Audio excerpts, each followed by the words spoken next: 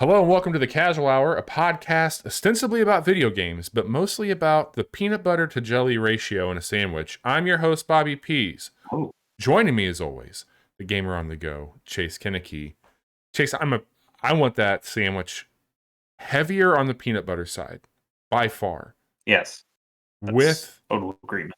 A thicker, I don't want sandwich sliced bread. I want a little bit thicker bread. And I don't want the peanut butter to be crunchy. Oh, well, now you've lost me. I used to be a creamy guy, and now all crunch all the time. There's crunch all the time. I am also. Why do you have thicker bread? You're already throwing a shit ton of peanut butter on there. No, I'm not saying that. I would say the thickest I would go is a Texas toast. That's too thick. That's what she said. But no, so the peanut butter is going to dry you out. It's going to make you crave some thirst. And then you also add to that a giant ass piece of bread. What? No. What? Listen. What? I've never been so disappointed at you since our egg debate. You don't get to be this size of Midwestern steel without a little bit of red meat, Ovaltine, and creamy peanut butter. Now, the only thing that I traditionally like to make my own, but I will absolutely indulge a Crustable. Okay, sure, why not? Okay, hang on. You've gotten to say your piece. Let me tell you how to correctly make a peanut butter and jelly sandwich. You get your regular. It can be Wonder Bread. It could be whatever. I'm actually getting a brand.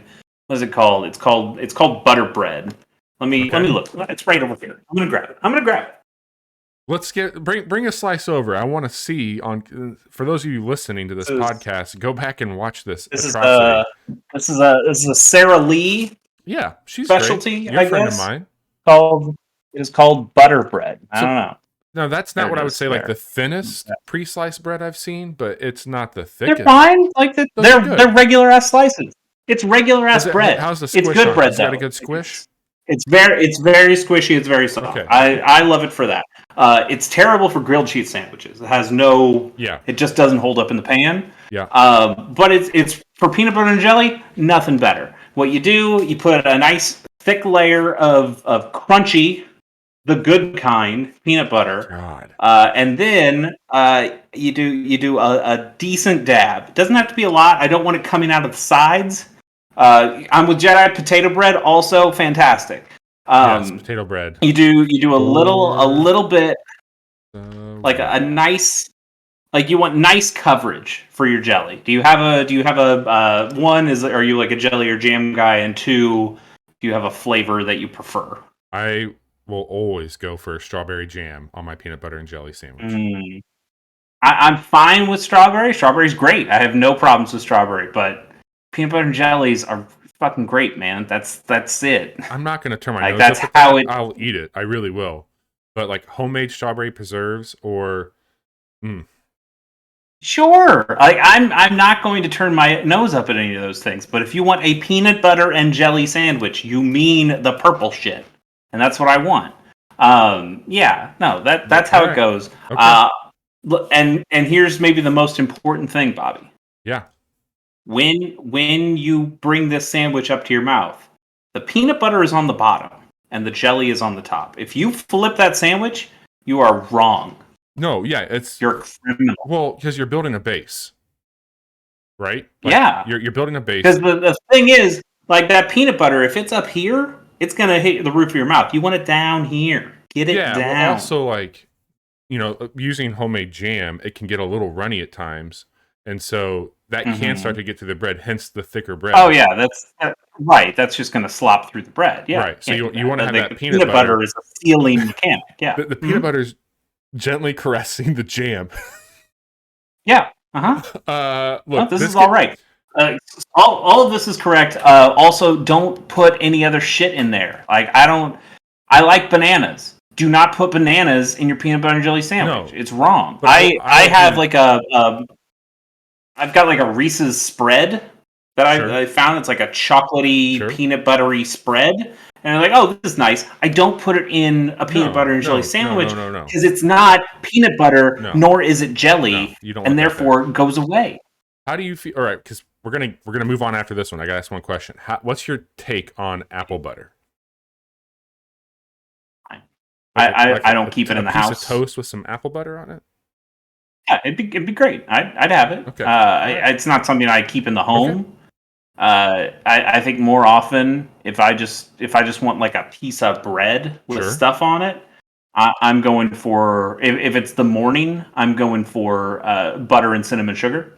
Oh yeah, and classic. If it's if it's in the evening, I'm going butter and garlic salt and like the now you're talking. Piece of garlic bread. That's where you're going for it. We are, but yeah. Outside of games, this is good. This is good banter. We're big fans of bread here at the Casual Hour. Sure. So as we before we move on, one quick tip since we're talking about baked goods here. Yeah. I like chili dogs. Who doesn't? Who doesn't? But they're the best. Yeah. Sonic the Hedgehog. That's who. You love big fan. So have you ever gotten a chili dog or made a chili dog and you get that the chili seeps down and like we talked about with the jelly might like seep through the bottom of the bun or the bun breaks at the bottom and now you have two pieces of chili hot dog glizzy bun. Problem. Yep. And it just slops all over the place. Yep. I watched a YouTube video months ago and it's stuck in my brain now. This guy was making chili dogs, and he's like, "Hey, here's the real tip for you. If this is the only tip you take, make it this one. You open your bun before you even put anything in there. Mm-hmm. You spread a nice layer of shredded cheese down at the bottom. Yeah. Then you put your dog, your hot dog that melts the cheese, and that is your sealant at the bottom. I get it. And then you throw the chili, and then throw more cheese on top.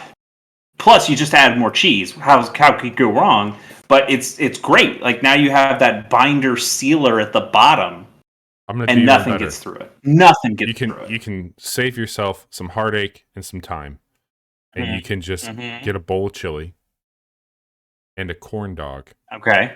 And you dip the corn dog in the chili. No. Yes. That's not. Yes. I mean, that's fine, but that's not a chili dog. That is not. You don't. Again, like back to our old friend Sonic the Hedgehog. You don't see Sonic the Hedgehog running around with a bowl of chili and a corn dog just going like this. That's not. Well, that's not going fast. Around. I'm sitting down and enjoying. I'm staying. I'm enjoying my chili. All right, we've got to move. Chili dog is like top five best foods.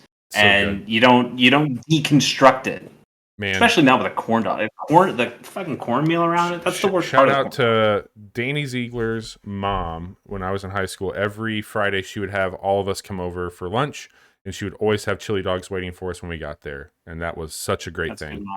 Tonight, you know what I want is like I want pigs in a blanket, but you throw like a little bit of chili before you start wrapping them up, like the tiny little chili bugs. That's what I. Somebody needs to make that for me. Or I need to start a restaurant. Maybe we should break and get some chili dogs. Yeah. Listen, I like that. We are more than pretty faces. We're more than chili dog fans. We are here to tell you about video games, specifically the video games that are coming out in the month of November, which is this month. And already November. Yeah. Already November. Games already come out. Good games out. Well, one good game at least. I'm a little panicked because we are so close to Game of the Year, and it seems impossible. But Johnny's out this week on assignment. Patrick's out on assignment. Hope they're both doing well. But before we get into the games that are coming out or have just come out, we're going to tell you about some games that we've been playing. And then we'll also get into some of the games from October that we had. And that'll be on the back half of it. So what you can expect tonight while you're watching and tuned in, we're going to break down some games that we're currently playing. And then stick around because we're going to talk over some trailers for games coming out in November, and then we'll give you our hot takes on what we think will make the stand at the end of the month here. So, Chase, You and I have been busy. We've been playing a lot of shit. What have you been up to? What have you been playing? Mm-hmm. I went back to Psychonauts 2 because, like you said, Game of the Year's coming up. This was my most anticipated game by leaps and bounds last year. Still don't like it. I'm still just not having a good time. I got past the casino area, the casino / hospital area, and I like the art, voice acting. I like a lot of what it's doing. Just don't love the way it plays. It feels old when I'm playing it, and I just don't like the structure because it is old. It is go around and find these figments. Come back to these areas when you have the stuff.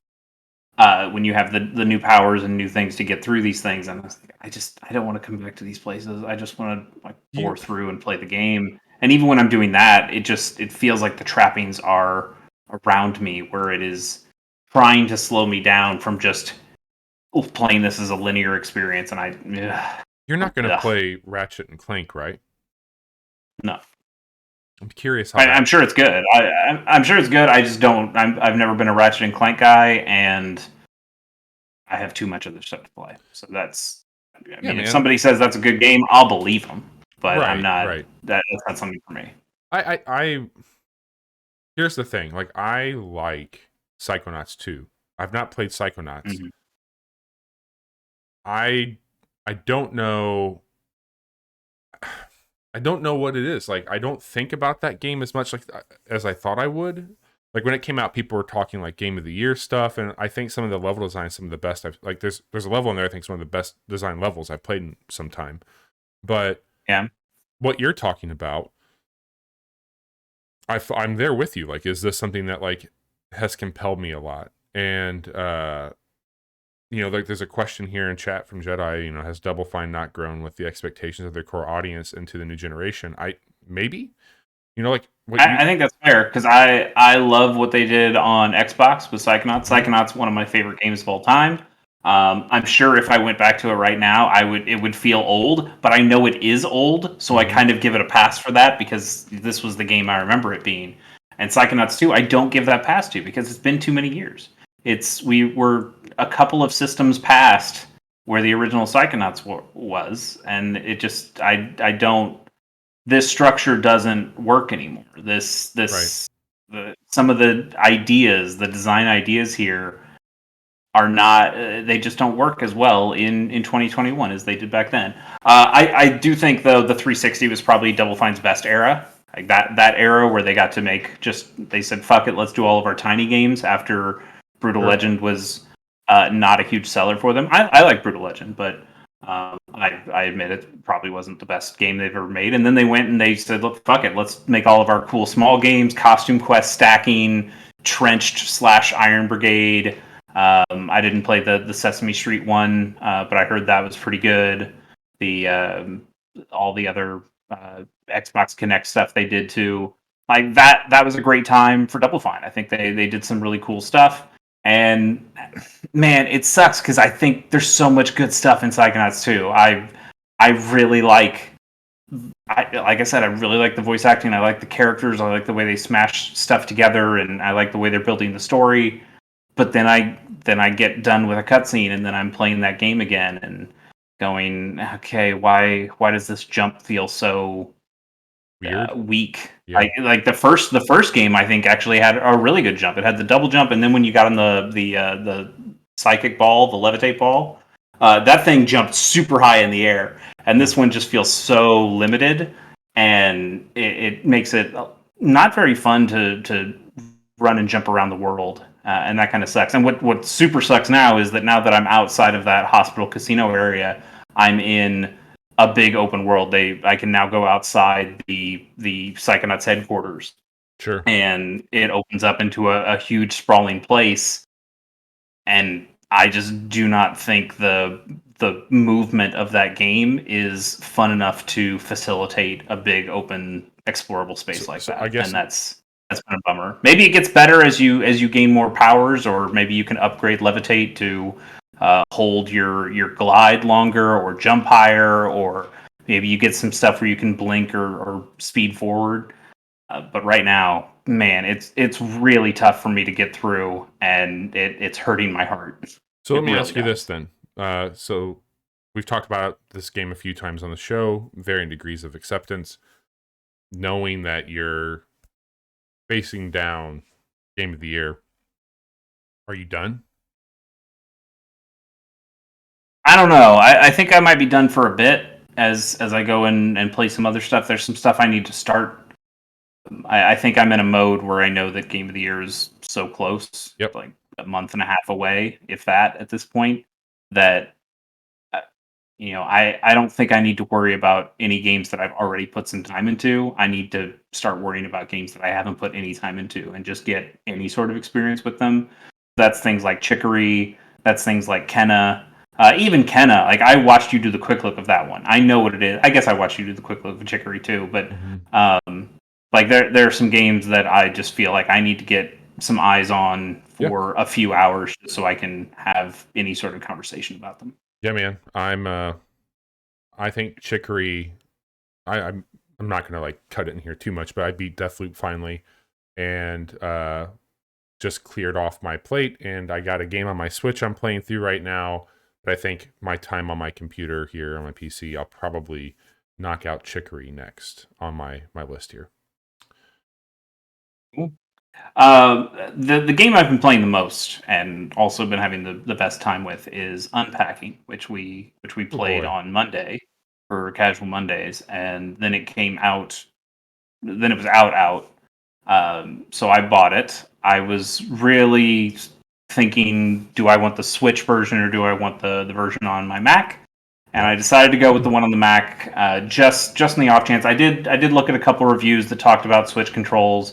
It doesn't sound like it was too bad. One review mentioned that it's zoomed in a little bit on Switch, so you could see some of the objects on the smaller screen. And for whatever reason, that was enough where I was like, okay, I'll just stick with the one on a computer that I understand how it works.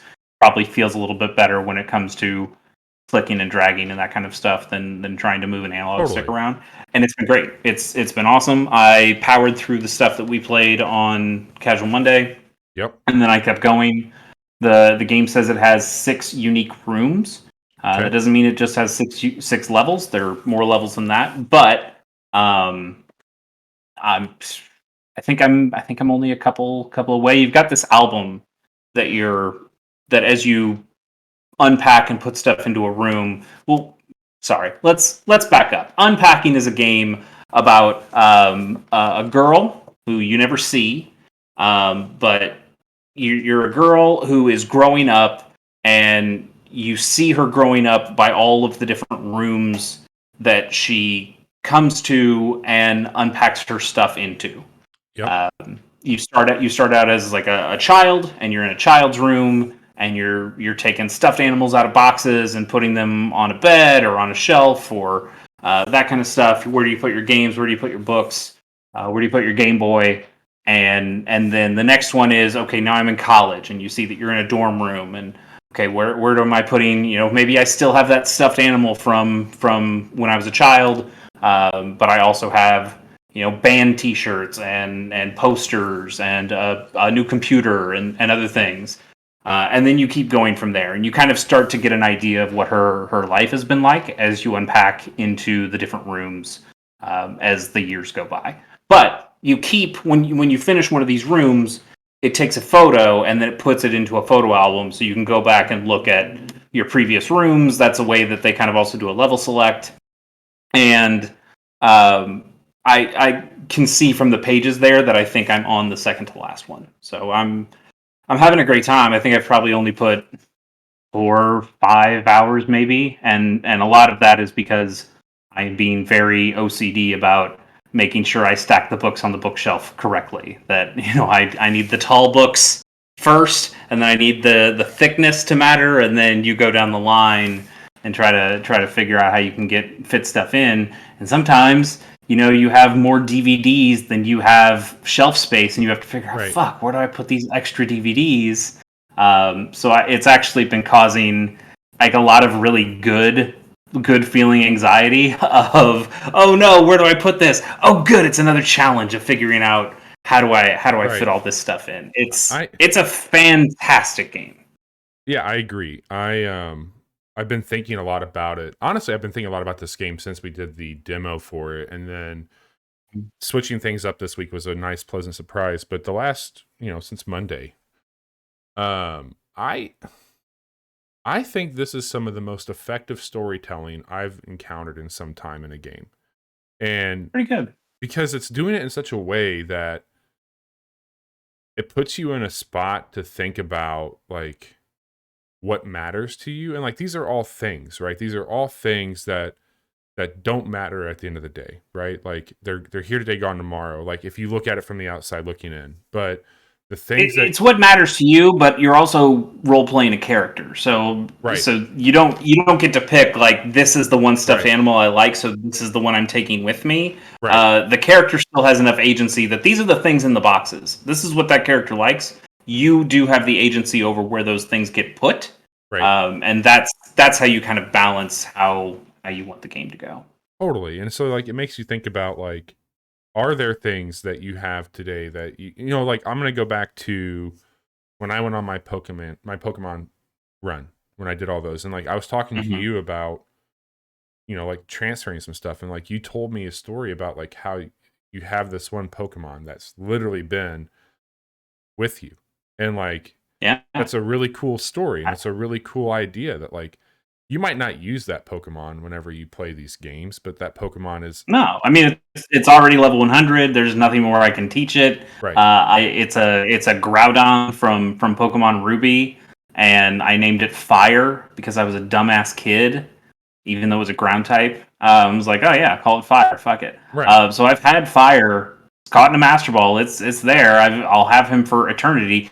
He's older than Johnny Child. Like he's like I have a lot of affection for that dumb Pokemon that I never use, but I know I have him, and that's the special thing about the Pokemon games is that you are able to carry them over and carry them over and carry them over. So I think like this game Unpacking does some really cool things around showing you progression in life and levels and things like that like it brings things with you. And I think that the game has one of the best UIs for that. Like it could be a simple sloppy mess of just like moving pixelated items around, but there's a lot of intention and if you wanted to, you can get through this game incredibly quickly just by throwing a bunch of stuff on the floor. Now the game does require you to put some things in particular spots.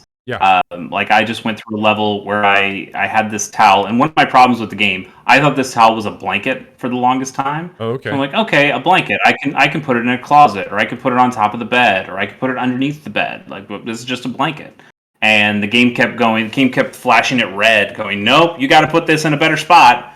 Like I don't know where the fuck you want me to put it. Is it like is it something I throw over the couch? Like what is it? And it ended up being a towel that I needed to take to the bathroom and put it on a specific hook. Sure. And it's like, fuck, okay. But that is a little bit of the puzzly element there. You can turn that stuff off. There's an accessibility option in the menu where you can say, let me put the stuff where I want to put the stuff and don't challenge me on where it's supposed to go. Oh, cool. So if you wanted to turn that on, you could. But the game does have a little bit of authorship where it's not going to let you put some stuff. It's not going to let you put your backpack in the middle of the floor. You've got to put it in a corner or something. But you could play this game extremely quickly just by throwing the stuff in the closets and in the drawers and not really caring how it goes. And nobody's going to stop you. They're not going to. You just have to live with your decisions. Yeah, it's really clever on how it does some things, and it's caused me to reflect a lot on my life, and it's caused me to think a lot. Like I'm at the point where, we had on stream, like you have roommates now, and like I remember moving in with roommates and like living around them because growing up, your parents kind of live around you as a kid, and like you get in their way, and you don't have that luxury when you live with other people. And then like with my wife now, like how we've merged our lives together and what things that like we carry into this relationship and into this house. And I don't want to spoil things for you, but yeah, so like there is a big puzzle, especially when you get that like, hey, you're senior year of college, or maybe you just got out of college and you're living with roommates. and you can't move their stuff, right? Which is really scary. You don't have an open room. Right. You've got a room that already has a bunch of shit in it, and you just have to figure out where your stuff can be. And yes, they've cleared out a couple drawers for you, so you can put stuff in those drawers specifically. But a lot of it is I can't move their dishes in the kitchen. No. So even though I know they should go in a specific spot, I could make this so much better. You can't because that's the way they have things set up. But I'll tell you that the next area after that, the next room you go to, it is going to be a lot more like moving in with a loved one because they already have all their stuff in place, but because this is a partnership now, you can move their shit. Oh. So maybe you can decide, hey, this is how things might work a little bit better. Yeah. So you get a little bit of both sides, and I think that's a really cool storytelling detail as well. And yeah, it's been really cool. I go ahead. I was just gonna say, like, I think for anybody who's listening or watching, like we've covered this as a quick look. We've streamed it once. We're gonna be streaming this again Monday night, I think. Tentatively, we're gonna stream it again. We might do another game in the mix. We'll see. But yeah, I'd be happy with that. Yeah. So I kind of have one real problem with this game, and it's partly because I'm already ruined because I've played another game that is like this, and I think in some ways is a lot better. And that is, and I have to read it off because I could not possibly remember it off the top of my head. But it is packing up the rest of your stuff on the last day at your old apartment, which is a game that's I think it's free. It's free on Itch. It's on Itch, right? Yeah. It's free. It's on Itch. It's fantastic. It is such a good game. It's shorter than this. You're not going to multiple rooms. It is just a single room. And also, unlike Unpacking, you are packing stuff up. It is taking stuff down and putting it into boxes. And I think that's interesting in a couple of ways. One, there's a Tetris element to it, where you are trying to figure out, I need to be able to actually close these boxes. So you need to put things in a way that works. And I find that a little more fun puzzly than taking all the stuff out and unpacking, where there's a lot of spaces. It's really just picking where in space you want these things to go. And the other thing that packing up the rest of your stuff does that unpacking doesn't is the storytelling is a little bit more. It's a little bit more pronounced. It's baked into the game where you are taking down this poster, and when you take it down, you get a little description on the side that says, "Oh, hey, I got this poster from really cool. Going to this band concert with my roommate," and like it gives you, "Oh, yes, I'm really inhabiting this character. This means something to them. This is something that I want to keep." And then you put it in one of your boxes. Then you pick up, there's a rainmaker that I think the character's father made for them. I can't remember, but there are some things that you'll pick up, and it just has a little bit of a description on it. You go, this seems dumb, and you can just throw it away because you're packing up the stuff. You can't take all this stuff with you, and some of it you don't want to take with you. You can just throw some of that shit out. You get some mustard from the fridge. Right. You're like, well, this isn't going to keep, so you throw it away. And Unpacking doesn't have any of that. Where I wish it's all like me putting into it. It's, hey, this stuffed animal came back from the last room I unpacked, so it must have meant a lot to this character. But I don't really have any tangible story for why it matters. And also, I think it's a missed opportunity on some of the story. But even more so, I wish that it was there just to give me some clarity on what the fuck some of these objects are, because some of the objects are really tiny and pixel arty, which makes them kind of obscure. I know there was one thing on stream that we had that we couldn't quite tell what it was, and you had some complicated theory about something you've dealt with, and you're like, oh no, it's just a magnet. It's a fridge magnet. It was a koala. Yeah. It just, because it was black and white and in a weird configuration, it didn't feel like that. And that's all I want, is just to pick up an item and have like a little line of text at the bottom that says fridge magnet, and then I can go, okay, that it goes in the fridge, or even if it just said magnet, and I can take it from there. like I did a room where I think what I found is like a temperature, like a thermometer. But it wouldn't. It looked like that. It had a bunch of like horizontal lines on it. And it was kind of an oval shape. Like, okay, this is a thermometer. I should put it like on a wall, and it wouldn't go on a wall. Like, okay, well, what is this actually like a? It got me thinking. Like, is this actually like a measurement tool for a foot? Like, are all these horizontal lines just to tell like how big that is, or like is it actually like a shoehorn kind of thing? I can't tell. So I try to put it in the closet next to the shoes, and it flashes red, going, "This isn't where this belongs." It's like, well, tell me what the fuck this is, because I don't know where it would go. And finally, I was able to put it on like a windowsill, and it said it was fine. So maybe it still is a thermometer. It's just not the way I would have put a thermometer in this house. This feels wrong to me. I don't understand why they made me do it this way. Yeah, I mean, chat's calling it out. I was going to bring it up. The Twitter, I don't know if you've seen this, but like kids don't know what a GameCube is that are playing this. Well, that's just kids being fucking dumb kids. Yeah. Chase, we've got to probably move on, because I would talk I would talk about Unpacking forever, and I know what's looming after Unpacking.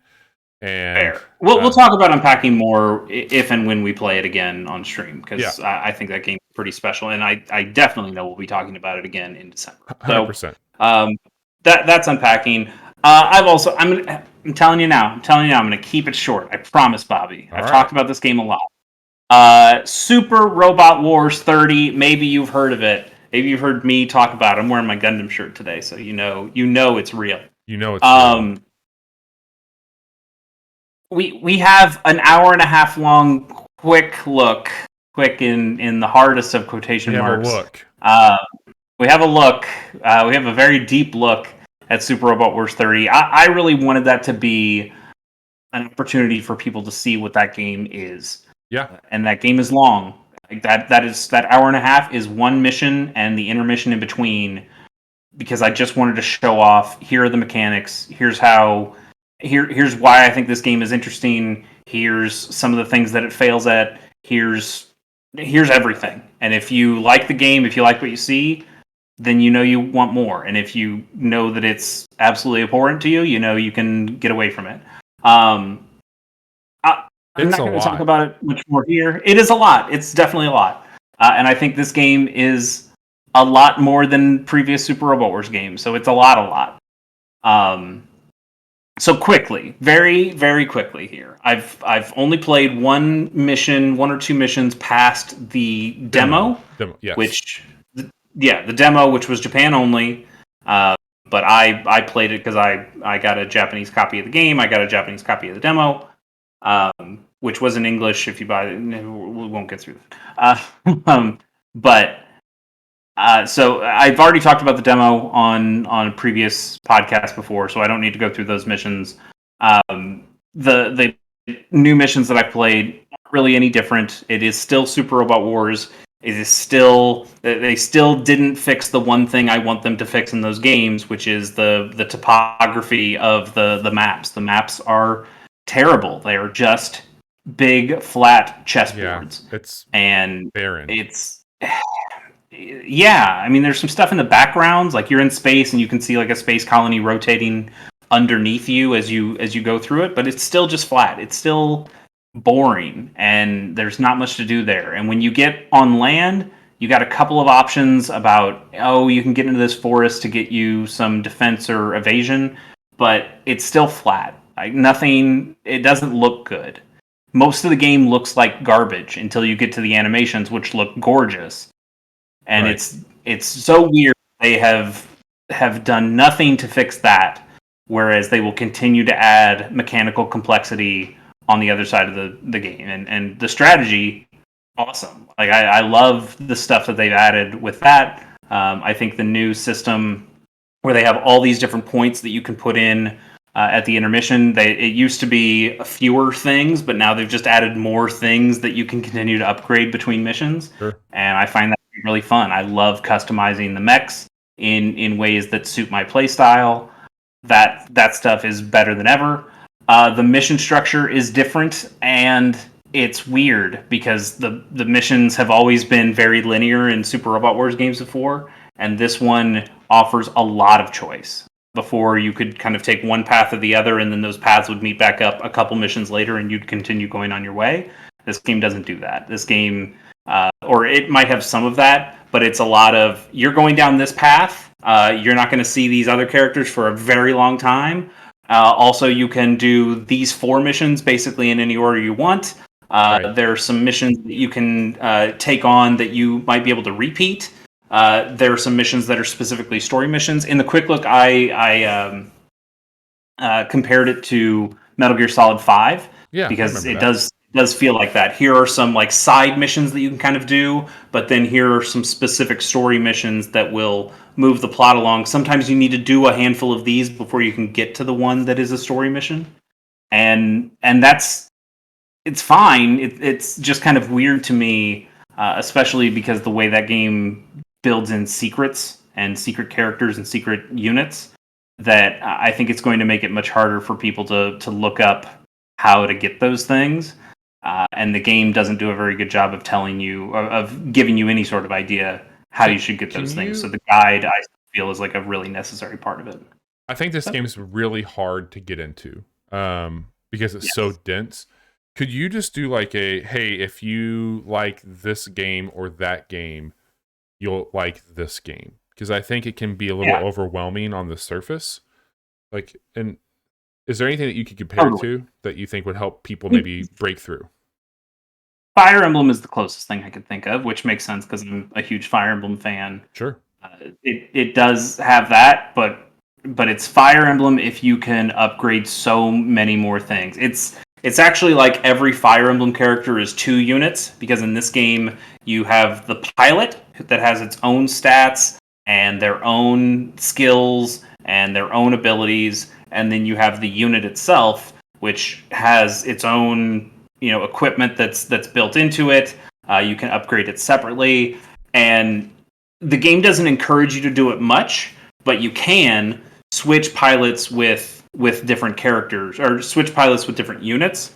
So I could put a character that's just a pilot that's really good at long rangey attacks in a mech that is better suited towards long range attacks, and they might be better with that. The problem is if they put a pilot in a robot, it's probably because they were already suited to that robot. So there's very little reason to switch around your pilots unless you want to just say, oh, what if Camille Badon drove the Zaku 3 Custom, which you should do because that's a cool combo. But yeah, Jedi in the chat says front mission. I have not played a front mission. I have watched my friend and yours, Jiggy-san, play front mission on Twitch though, and yeah, totally, it's similar to that. It's a turn-based strategy game. If you've played turn-based strategy games before, Final Fantasy Tactics, Advance Wars, Fire Emblem, any of that kind of stuff, you're going to understand some of the basic mechanics that are at play at Super Robot Wars. But just know there is so much more that goes into an incredible amount of depth that if you play it on the lower difficulties, which I usually do because I just find it more fun, you don't have to really worry about too much of that depth. But if you play it on the harder difficulties, you will need to stress out about every single decision you make and get out by the skin of your teeth. And that's also a really cool feeling too. Anyway, last thing, this game has some DLC that's coming out for it. I bought the Ultimate Edition, which means all that DLC gets packed in. I've already purchased it. That first DLC pack comes out sometime this month. They have not put a specific date on it, but it's got 10 new units, I think. And then there's a second DLC pack that comes out in December. Again, they haven't put a specific date on it. They just said December. And that has a bunch of other units in there. It has Ultraman, and it's got Mobile Suit Gundam, Iron-Blooded Orphans, and it's got some other stuff in it too.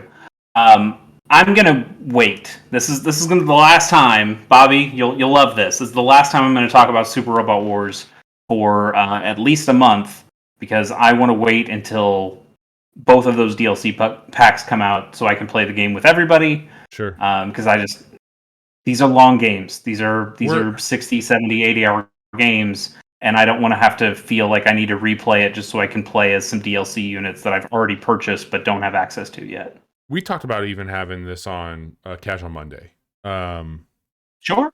Like, I need to get a little bit more versed on this. I want to support you. You've done a deep dive on it for the show. You've done a quick look for it on the show.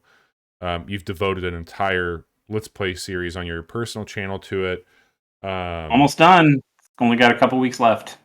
I think that, like, as we look ahead for the show, for us, you know, like, me being a bit more in tune with this might be better for those tuning in, so I could be a bit more informed on what you got. We're gonna get you into anime. That's my promise. Right? I know a lot about it already. I talk about it all the time.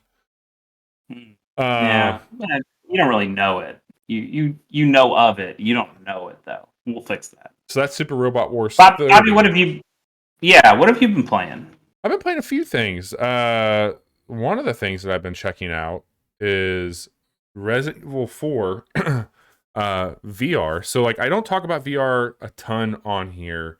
I do have an Oculus Quest 2, and this is an exclusive. Do you mean a Meta Quest 2? The Metaverse Quest 2, please.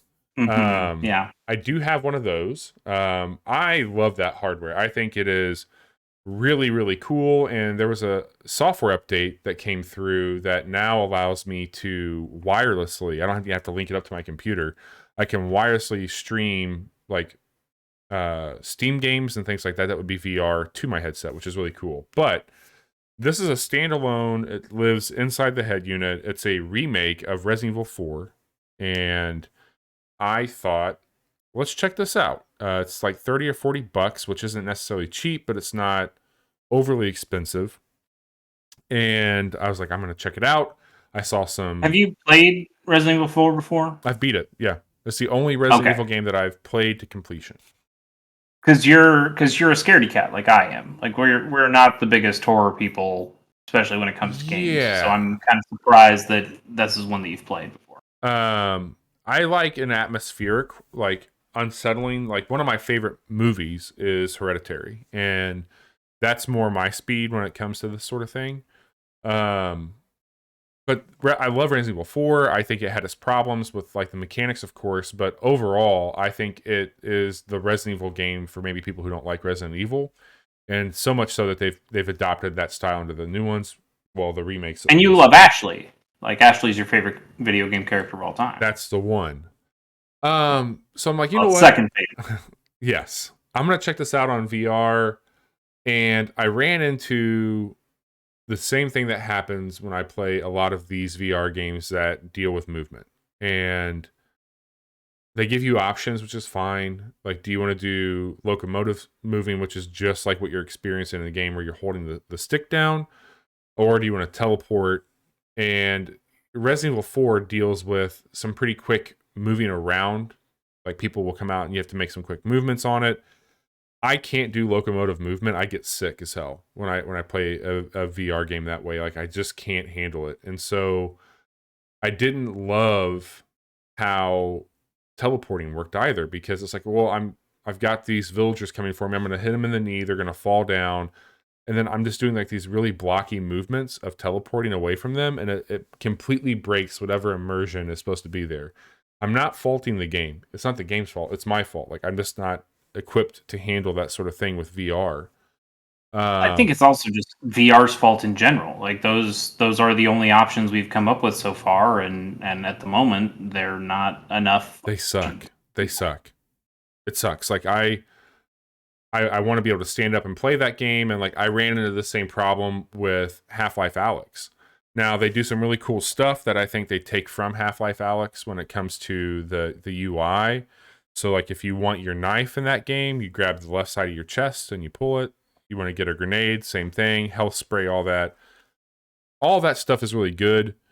Suffice it to say, I did refund the game just because I'm not going to play through Resident Evil 4 this way. I can't handle the movement. It just doesn't work for me.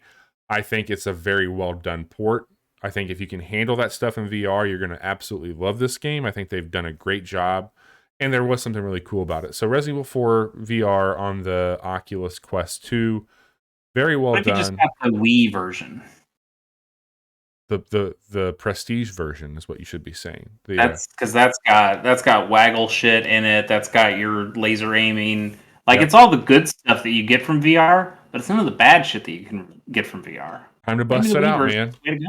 Maybe. So I needed to reset and chill out a little bit after that, and I wanted to settle down with a real simple game, and that is a game called Townscaper. Townscaper has, I think, a really unique and cool style to it. It's almost like a cell shading. If you haven't seen this, it is a city building game on a very minimal front. And so much so that this just got ported to iOS. I think it's on Android also. So I decided I would check this out on my iPad because that seemed like a really cool place to play this game. I have it on Steam, but I wanted to play it on and I was using my iPad Pro with the pencil and using that to like do some placement. This game works in a series of you tap on mobile, you'll tap and you do a plot. So it's a foundation, and then you pop another one and it's a house or a building, and you can just keep tapping it and it becomes like a series of different things. You can expand it out and kind of draw them and do it. It's beautiful and it's got such a great mood to it. I really, really like this game a whole lot. It's got a cool clipboard mechanic, which I think is awesome, that you can export to a clipboard. And so like I can literally go from I could build something and hit copy to clipboard and go over to iMessage and paste it to you, and you can copy and paste it into your game and have what I built. Ooh, that's really cool. So it's not just copy and paste in your own world. You can send it to other people. That's really neat. So you can go but it is a very simple game. Is it mechanically complex enough where I would feel like that would save me a lot of time, or that would be interesting to me? So one of the things that I found, I joined their Discord, and also there's a subreddit for it. And there's a whole section of this Discord that's like, hey, we're going to share builds. And somebody had gone in and done their best to like give you, because you start off in a body of water, but they went out and made like a giant foundation to where you just got like a plot of land. And so you can load that in and start building up on that if you want to, which I think like saves you a lot of what they called like grinding for that. Does the game have distinct levels or distinct like are you doing something? It's just building. Hey, here's a big open space and you build it the way you want. Yeah, so on mobile, one tap places, a long press will erase. So if you have one thing, it'll get rid of it completely. And if you do what they call a really long press, you copy the color from that building because there's a color picker. So you tap the color and tap, and then you can mix your buildings up that way. There's also really cool, like there's 3 views. I sent you and Johnny some screenshots of this where you can slide it around and you can dial sun placement and time of day and get some real cool shots. You can zoom in with the pinch. Like I'm sure it's much better on PC, but there was something very relaxing about having this on my iPad on the couch, playing along with it there. It's, I think, on PC as well. It's only like a $5 game. This is one that I know that we're a little bit past it, Chase, but I think that you should maybe put a little time into this one for Game of the Year talks. I think it's got some really cool stuff. I can see it. Like that's the thing where it doesn't have much of a game to it, I guess is tripping me up. Like we played a Steam demo a while ago, and I think I talked a long time ago about a game that was on itch called Dwarf Romantic. That similar. Was the kind of tile placing game, and it was similar in that you're building a space, but that game had a specific puzzle mechanic to it where you could only put tiles in specific spots, or even something like a Sim City where you're making buildings, but you're making buildings that have to adhere to a specific kind of like you have goals in that game. You're trying to get the most citizens in there so you can get the taxes so you can build more stuff. So for something to just be completely freeform and it's like, let's just build a lot of cool looking buildings, like that seems cool, but that also seems something that I might play for 15 minutes and then go, yep, that was cool, and then never play again. Right. I mean, maybe that's worth the $5. I could totally see it, but There's two things I want to call out that are of interest to me. One, I believe on the PC you can actually export to a 3D printer, and you can print out your city. Ooh, okay. And I That's know cool. that I saw somebody who was posting into like a D&D forum about like dungeon building using these mechanics. Sure. And so like you would I can see design the that. layout there and then print this out and have it. The one thing that's weird, the grid is not really a grid. So you can turn the grid on to look at it, but there's going to be some really strange shapes in this grid because it's not quite a circle, it's not quite a square. And it changes the shape of your building that way also. And so if I wanted to make a perfect circle or a perfect square within my city, it's really hard to do that. The other thing that's done incredibly well is how it handles height and what it does with that. So like the one that I built was like a series of archways almost that overlapped one another. And so I was snaking these buildings through these loops. And so when you start to delete it, it'll just put a pillar down into the water, and then I can expand across the top and like do these really weird, just like, I think that there's something really special about Townscaper. I think it's worth checking out. I think there might even be a demo out there somewhere, but Townscaper is not a whole lot to get into. And you can definitely check that out for sure. I got two more games to talk about. I'm going to be really brief on both of these. The first one, we had a quick look go up on Thursday, I think. Or no. Is that tomorrow? It's going up tomorrow. Sorry. We got a quick look going up tomorrow for Moonglow Bay. This just came out last week. It's currently a Game Pass game. It's on PC and Xbox. It comes to the Epic Game Store here in like a week. This is that really cool kind of voxel looking cozy fishing game that I really enjoy what it's doing. It had some technical problems. It's a very small team making it. They have done 2 massive updates already to the game to make it a bit more mechanically sound. They are very passionate about it. They're very committed to it. And I just want to say, like, good on them for the work they're putting in on it. I really like the fishing aspects of it. This is a very simple, they call it a slice of life game, but the loop is you are, well, not the loop, but the story so far would be your partner has disappeared. Your partner had plans on you being a fisherman and creating a restaurant and servicing the community. Because of an incident that happened, the town is falling apart. It's set in the 80s in Canada. And this fishing community that no longer fishes is dying. And so you are there to bring this back, to bring fishing back and to see those out. So the loop is you go out fishing, you have a boat, you have nets, you have a fishing pole. You can upgrade those elements. You are gathering recipes and you're gathering tasks for townsfolk. Think Cozy Grove, thanks Animal Crossing, thanks Stardew Valley. But there's a lot of emotional stuff of loss and growth that goes into it. Games for impact, game with heart, cozy games, like wholesome directs, like all that shit. It's wrapped up in here really nicely. Check out our quick look. So if you're watching this tonight with us, tune in tomorrow, youtube.com/casual hour at 9 a.m. Otherwise, if you're listening to this, go back to our YouTube channel and check that out. I don't know how much I'll get into it. I don't think it's an overly long game. Excuse me.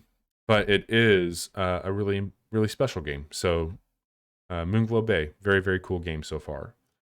And then the other game I want to talk about is one that is surprising me quite a bit, and that is Guardians of the Galaxy. And I did not anticipate to like this game as much as I am, based off of the horrendous experience I had playing Avengers. And I don't think it's, like, I'm not saying it's because it's Marvel property, but, you know, it's just... Yeah, I mean, it's Square published. People are making that comparison. Whether, I mean, even the developer is trying to distance themselves in every single thing, every single piece of marketing they've done, right, because they know the comparison is there. They know that's what's happening, and so remember at E3 and all the other stuff that they've done, you are Star-Lord. Right. You are not these other people. This is a game where you play as one character and there's no co-op and it's not Avengers. We promise. We promise it's not Avengers. It's not that game. Forget Avengers. So it's not Avengers, is what I'm hearing. It's not. This is a very linear single-player RPG-esque game. You have like character action RPG kind of thing, but you have a team. You are able to call upon their powers, but you're not playing as Gamora. You're not playing as Rocket Raccoon. You are saying like, hey, I need some support right now. It's more like Mass Effect in that way, where you can tell your teammates to do specific things. But you can go a bit deeper, I think, on some of the abilities. So Star-Lord is who you control. Star-Lord has his own unique powers. He also deals with elemental powers. So a lot of this game is going to be at times like a rock, paper, scissors too. So I know that Drax will do... Wow, they made a sequel to Rock, Paper, Scissors? They did. Rock, Paper, Scissors 2? Holy shit. Yeah. God. Crazy. It's going to be one of those things where, hey, this enemy has a shield that needs to be busted with your ice ability before anybody can damage them. Or, hey, you need to stagger this enemy to slow them down. Well, Drax can do stagger damage. And when you first took over the Guardians, I was like, you know what? Like, I can see how this is fun, but I wasn't like overly like impressed with their abilities. Dude, every one of these Guardians has their own set of skills that you unlock. And so Gamora, when you first get Gamora, she has this really powerful like jump in the air, flip, single sword strike that will pretty much flatline anybody she does it with. The second thing that you can unlock for her is this move called Shadow Strike, where now all of a sudden when I do that, she kind of teleports around everybody on the map and just fucks them up. And so it becomes this really big like area attack versus just the single take this damage on the big boss. Now, the way that would work, you would hold down your left bumper, then you get the Guardian menu on your face buttons. So I would press Gamora. Well, then that opens up a secondary menu. So then each Guardian has 4 moves. So I would hold that down and hit Gamora, and then I can do any of those buttons to activate her move on what I would need to do there. There's a lot of dialogue. Everybody's completely voiced over, and they definitely are. No Chris Pratt. Well, surprisingly, he's voicing everybody now except himself. Yep. One of the things about this that I think should be noted, they do not mimic. Well, I'm sorry, they're not. You're not playing as Marvel's Guardians of the Galaxy from the MCU, but they are very much inspired by James Gunn's take on the characters. Now, from like a tonal thing, like they're joking around. You know, I mean that's also part of where they came from in the comics. But I know the Gunn versions are now kind of the definitive versions in a lot of ways. They also have, which I'm a sucker for this sort of thing, there's skins that you can get for the characters based off other appearances in comics, and they do have skins that are inspired by Marvel's MCU. So, like, they're not the exact same outfits, but they're pretty damn close. But it does some things. And you've read all the comics, right? You're a huge fan of the Guardians. I couldn't have told you anything about the Guardians. So you know all these skins. No, you know them all. You're the biggest fan. You read those old Rocket Raccoons. Like Bobby Pease has always been talking about how he's been a big Groot fan from day one, just when he was a little sapling. Absolutely. I was not. I get it. I really liked that first Guardians movie. Yeah. The second one was fine too. And like those characters were just like nobody misfits. Like that's how the comics started, right? Like they were nobody misfits in comics to begin with. So they made a comic where they just threw a bunch of the misfits together, and then they made a movie where they threw the misfits together and people liked it. So I get it. It's a fun story, but at the same time, I feel like we've been told this story a lot lately within the MCU, and hearing that they're all kind of just leaning back on their shtick even though it doesn't lead to anything like the MCU does, that kind of doesn't sound great to me from a story perspective anyway. The story is pretty good so far. I think the writing in this game is the biggest star, and like how well they've handled that. You'll be able to quip in and like, you know, like you might piss off Rocket because you're going to side with Gamora on this, but it doesn't have like any super lasting impact that I've seen so far. I love the world design like I did watching the movie. I like that this game is so bonkers when it comes to its enemy types. Like you're fighting in like Jello cubes at some point in times, and it feels really weird, you know, like it's not just the standard, here's a robot that's blue this level instead of green from the last level, like it would be in the Avengers, where they could have done something super generic. Even with like the Ultimate Alliance games that Marvel had, like this stuff feels more organic and wild and very alien, which is neat. In the same way that like everything was so bright in those movies and it didn't feel as mundane. Like even with Thor, which was like dealing with alien planets in the galaxy, like this feels very different in that regard. And I like what they're doing quite a bit here. I went from not caring about this game to actually really enjoying what it's doing. I think I'm on chapter 5 now. Putting some pretty good effort into it, playing quite a bit of it. I am playing this on PlayStation, and it looks and runs great on there. It's a very pretty video game, and I'm just as surprised as the next person about my enjoyment for it. But it's very well done. I mean, the idea that it's not a game as a service like Avengers was, like that already gives me some hope. Like I want more games like that. I don't need them to be Marvel inspired for sure, but I want more games that I can play once, enjoy what I played, and then be done with, and not. Like, I already have Destiny. I don't need all these games that are trying to do the same thing. And honestly, it's just a lot of days I don't even need Destiny. You called it. I mean, like I tried bringing this up to another person that's playing this game, and they're like, "Oh shit, I didn't think about that till you said it." There is a lot of Mass Effect in this game.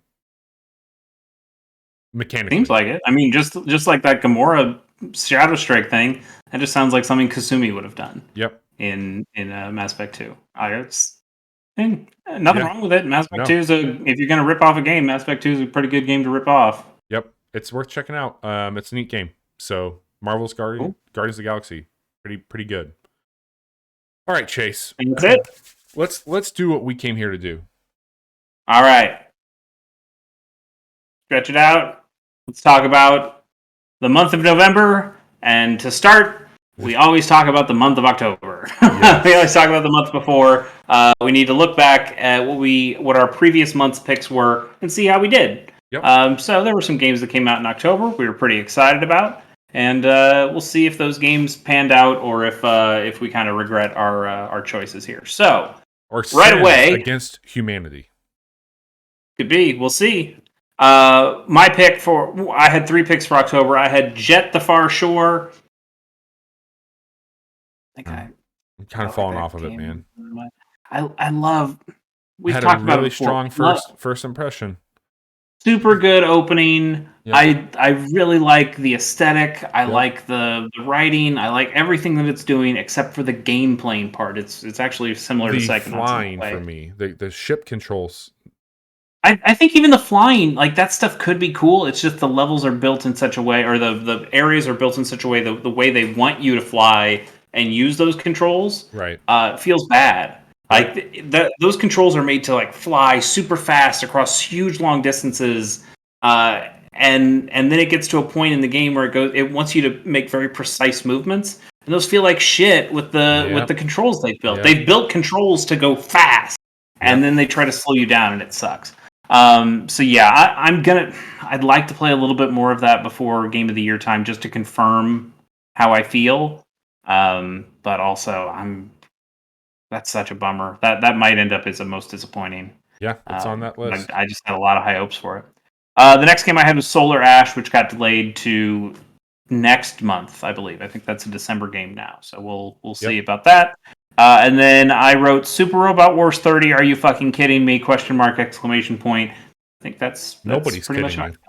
It's Yeah. it's here. Do you want my initial thoughts on Super Robot Wars 30? I don't feel like I covered that. So okay. So the levels are fine. No, okay, we'll do it. You know how I feel about the game at this point. Bobby, you also had Jet the Far Shore. You had Moonglow Bay, which you talked about, which you sound pretty high on. And then you had Far Cry 6, which you've talked about in the last couple weeks. Yeah. And you enjoy that game. Yeah, I enjoy it. How far are you in? How are you still making progress? Not terribly far. Like, here's the thing. I don't think it's going to teach me anything new. Like, I think I could take what slice it is and know pretty much where it would fall for me, if anywhere. There's other things that I mean, like the first mission has Guapo in it, so like you've already seen the thing that matters, right? And I've got chorizo already. The thing that matters to you. Okay. Well, yeah, sounds like you played. There's other things that I need to get. I need to spend more time with because they're unknown quantities at this point in time. Did you get an email from Ubisoft about how much you have or have not played the game? If I did, though, I use a mail app that funnels out all that shit for me, so I just haven't gone in and checked the newsletter folder. Yeah, I'm sure that's great. And Johnny's not here, but we can go over his picks. He also had Far Cry 6, which I know he's liking. Yep. Super Monkey Ball Banana Mania, which I'm pretty sure he did not buy. And Age of Empires 4, and he hasn't mentioned that once, so I'm going to assume he also. But I don't know if that's what he's checked out or not. Okay. Let's move on. Let's talk about some free games that are coming out this month. We'll start with the Xbox Games with Gold on the Xbox One. Moving out for 20. It's usually $24.99. It's available November 1st, November 30th. I call this game not Unpacking, and that's all you need to know. Like Unpacking. You should play that one instead. I've seen Moving Out. It's more of like a co-op experience. It seems kind of fun. Yeah, I think Johnny's played it.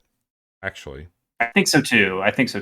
If I remember, I feel like he said it wasn't as good as Overcooked, but it's still kind of fun. Yeah, similar thing.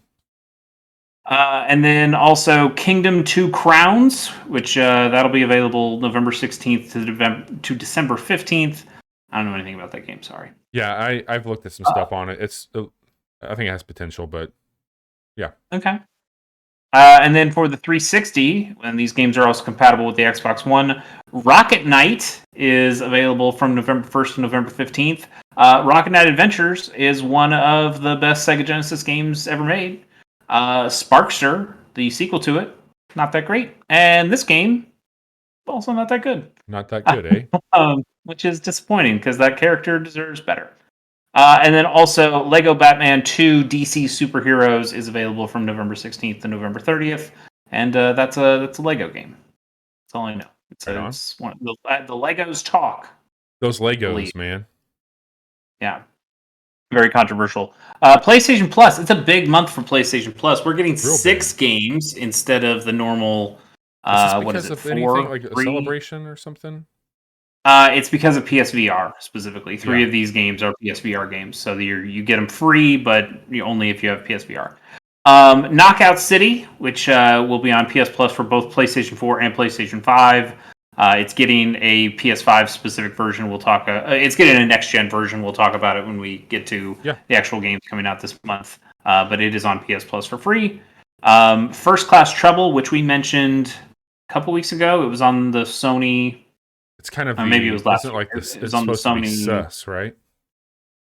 Yeah, it's Among Us with a different coat of paint. It's 3D. I don't think it looks very good, but also I don't care about Among Us, so I wouldn't think that looks good. That is also PS4 and PS5, and that game also is coming out this month. We'll talk about it a little bit later. And then Kingdoms of Amalur Re-Reckoning for the PS4, which compatible with the PS5, but it is a PS4 version of it specifically. Is it? I enjoyed it. I got the Re-Reckoning on Xbox before I got rid of my Xbox, and it's fine. I think the story behind that game's development has soured me on any potential totally enjoyment I could possibly get out of it, knowing how terrible human but good baseball pitcher in his day, Kurt Schilling, fleeced a state out of its money and has been a huge asshole. So anyway, probably not gonna play it. You know what? It's free. I'll probably download it, but I'm not gonna play it. Then for PSVR, we're getting the Persistence, the Walking Dead, Saints and Sinners, and Until You Fall. These are PSVR games, so I don't know anything about them, and I don't really care. You've got a PSVR, do you? No, or did you sell that to get your Oculus? I got rid of it whenever I got the PS5 and I got my Oculus, but I have heard and seen, reading some stuff about Walking Dead. That's apparently a pretty damn good VR experience. Okay. Sure. Yeah. There have been good Walking Dead games in the past. Yeah. Now, Bobby, I throw it over to you to tell us about what's new on Game Pass this month. What do you got? Anything? Yeah, there is some cool stuff on Game Pass coming out in November. I think this is a long time coming, but the Minecraft PC bundle, this includes Minecraft, Windows 10 edition. It includes the Java version as well. And I think it's been on there, but they're bundling together now with Minecraft Dungeon also for PC, which is really great. I just want to shout out, because it came out at the end of October before we got to cover it, but a game that's really special to me, which is Everspace 2, which is an early access game. It got added to Game Pass for PC's Windows Preview, so that's included there, and that game is phenomenal. Oh, nice.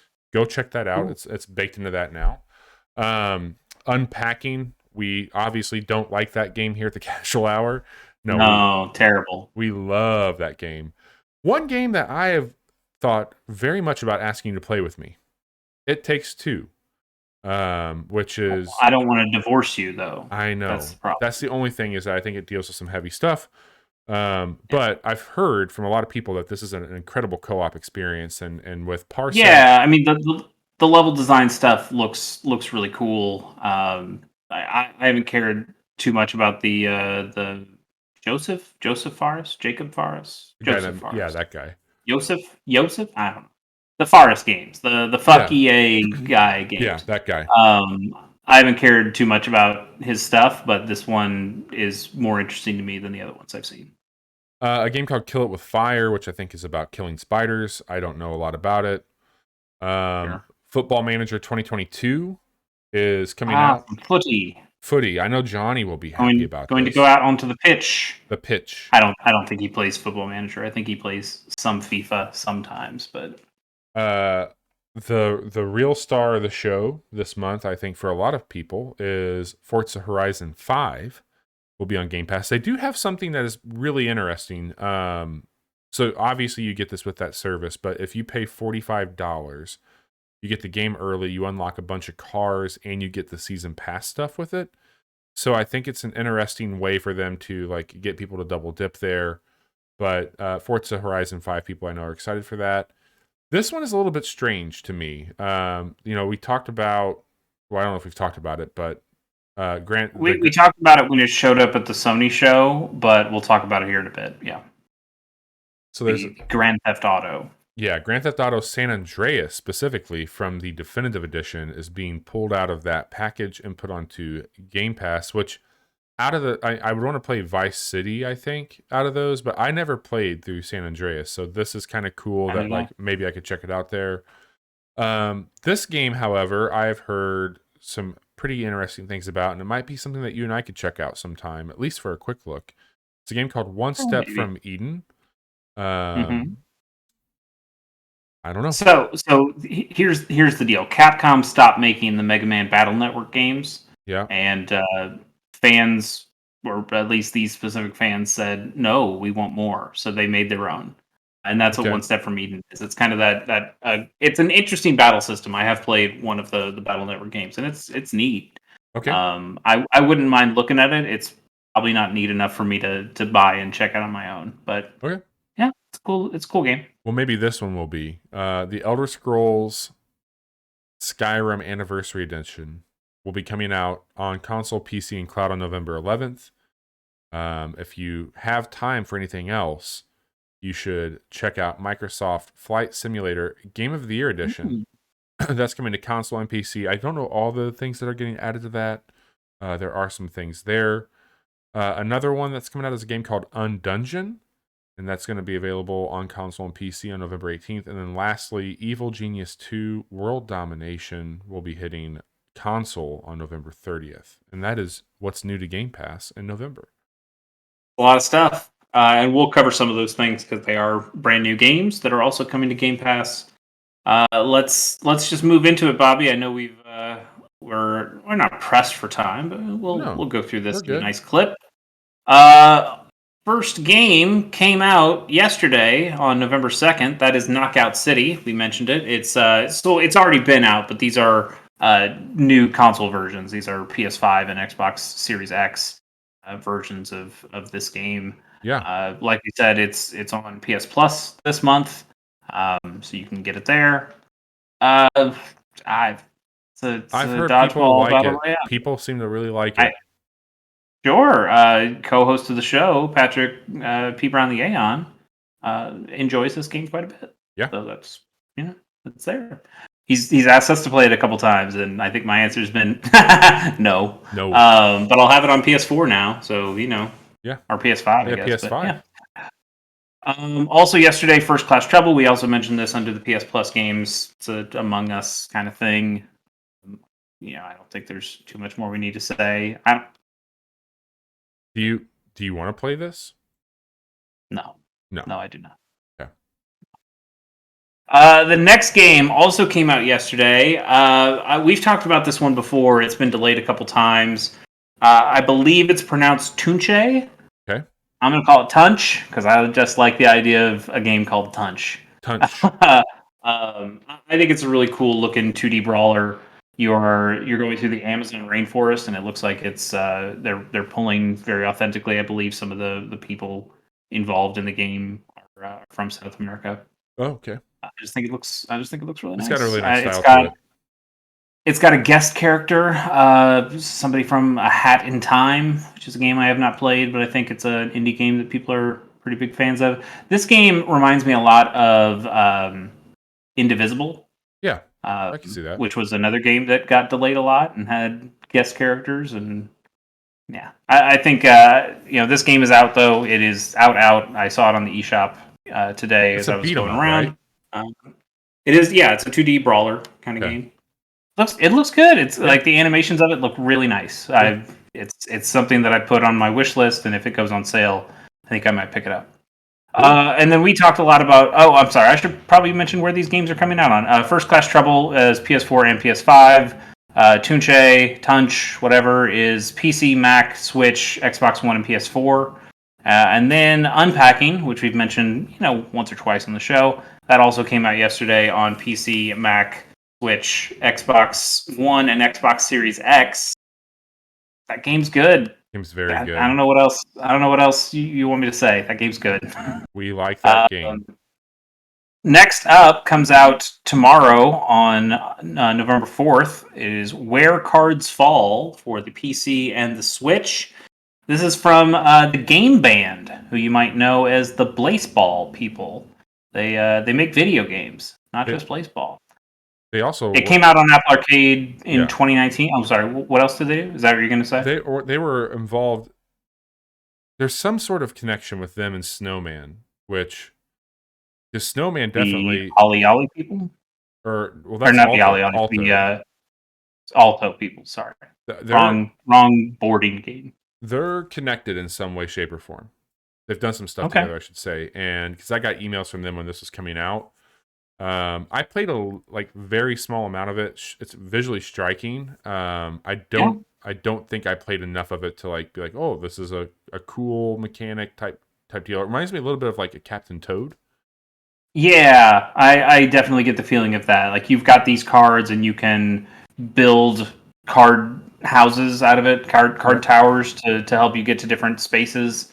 It looks okay.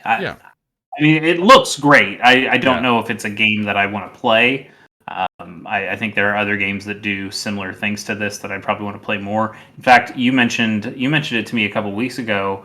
Monument Valley 2 just got some new free update. Some like that. I would much rather jump into more Monument Valley 2 than this, even though this looks fine. I think they scratch similar itches, and I would rather play that instead. Totally. On the 5th, Call of Duty Vanguard. Dude, it's the Call of Duty. I've forgotten that this shit's coming out. I think a lot of people have, which I don't know. It looks fine. It looks like Call of Duty to me. What do you want? It's coming out for PC, PS4, PS5, Xbox One, and Xbox Series X. This is a Sledgehammer one, if that matters to you. What are the ones that they typically do? Fuck. So Infinity Ward does the Modern Warfare ones. Yeah. And Treyarch does the Black Ops ones, and Sledgehammer does the other ones. I don't think they have a specific series they go back to. Did they make Ghosts? I don't know. I don't know. Don't ask me. It looks like, I think the problem people are having, at least that first trailer they showed a lot of stealth, and I don't think people are coming to Call of Duty for stealth. I mean, if you ask me, I think the sniper mission in Call of Duty 4 Modern Warfare is the one of the best missions they've made, and that's all about stealth. But I also just don't need to play another Call of Duty right now. And I think even more at this point, they've done so much of the blackout mode of the battle royale with Call of Duty. I just don't know what multiplayer in Call of Duty is anymore. It's like they kind of ruined it by having blackout in there, but that also kind of saved it. I don't know. Do we also know, like, how does this get folded into their battle royale shit? What has happened in the past is that they'll bring in some weapons from these games or new skins or maybe some new mechanics or things to that effect. Again, I have not played Blackout. I haven't played a Call of Duty since Infinite Warfare, I think. The one with Jon Snow in it. So it's been. I mean, are you gonna see fucking Bruce Willis in this game? Is John Rambo going to show up in World War II? In it? I don't know. Bruce Willis is already in one of these battle royale games. I don't know if it's Fortnite or it is Blackout, where you can play as John McClane. Well, I don't even know if it's Blackout. Isn't it like Warzone? Is what they call it now? Warzone. Sorry, yes, Warzone. So I don't fucking know how they're doing that. Like, it's whatever. Who knows? Yeah, if you put a Call of Duty campaign in front of me, I'll have a good time. Yeah. But I'm not going to pay full price for that because I just don't care about the multiplayer these days. Right. Yeah. All right, let's move on. Okay. On the 5th, also on the 5th, Bobby, you know Radiohead more than I do. What is this? It's Kid A, which is a Radiohead album. It's also Amnesia, which is a different Radiohead album. So they're calling this Kid A Amnesia Exhibition. They've got is that what they're calling it? Yeah, there's an album coming out. Okay, where they're basically doing some like rarities and B-sides for both of these combined into one. And this is a companion, I think, to that. It's like a visual representation of what that album is. I don't know how interactive like it'll be, but I think it's an interesting take on art and gaming, and there's a part of me that very much wants to experience this. Like I've seen Radiohead live a handful of times. I'm a big fan of them. I don't know if this is how I'd want to experience it, but I think it could be really compelling to see how they tell that story. So we'll see. Yeah, I think a lot of people are testing the waters. You're getting into this metaverse shit. You're seeing people doing concerts in Fortnite. You're NFTs doing. Yeah, I see definitely this kind of expansion or just testing the waters of different media. We talked about this one last week as well. That California band that was a part of the Sony showcase, like where it was like I forgot what it's called. Yeah, you're right. It started with O, it ended with F. There's a different letter in the middle of it. OKF, OCF. I don't know. Yeah, who knows? But yeah, it's kind of interesting trying out some new things. It also, to me, it kind of reads really not desperate, because obviously they're throwing a bunch of money at this thing, but it just like off. Well, it's a little off-putting to me. Yeah. I don't want to say stay in your lane, but I don't see what this gains me. And I guess I feel weird that it's being touted as a video game experience, where maybe I'd feel better about this or different about this if this was like a what was the Netflix Choose Your Own Adventure thing? Black Mirror. They also have it was a specific Black Mirror. You're talking about the other one, which is Escape the Undertaker. Well, no, I was not talking about the wrestling one. Yes, no, I was not. I was talking about the one that I've actually played, seen, watched, experienced, whatever. Yeah, I guess when you're putting it out on Sony's stuff and you're saying it's a video game, or you're touting it like a video game, that's where it starts to go like, is it though? What is a video game? But at the same time, we just talked about Townscaper, which is a game that really has no set goals for it. So, right, kind of what is a game? It's tough. It's kind of it when you see it thing. Yeah. More importantly, on the 5th, we are getting... Well, actually, fuck it. It's out now, from what I'm hearing. The Animal Crossing New Horizons 2.0 update and the Happy Home Paradise DLC. Apparently, it's out. It's on Switch. You can play around with it. So, that's cool. We are the suckers who got the expansion pass. So, no, I should. We'll see what that is. Make sure that this thing's updating. Yeah. Yeah. Yeah. So that's going to be out. That is out. You can try that out. See, you can get a gyroid. So excited for the gyroids. They're your fans and mine, right? Definitely. Bobby, you mentioned it before. Forza Horizon 5 is coming out November 9th for PC, Xbox One, and Xbox Series X.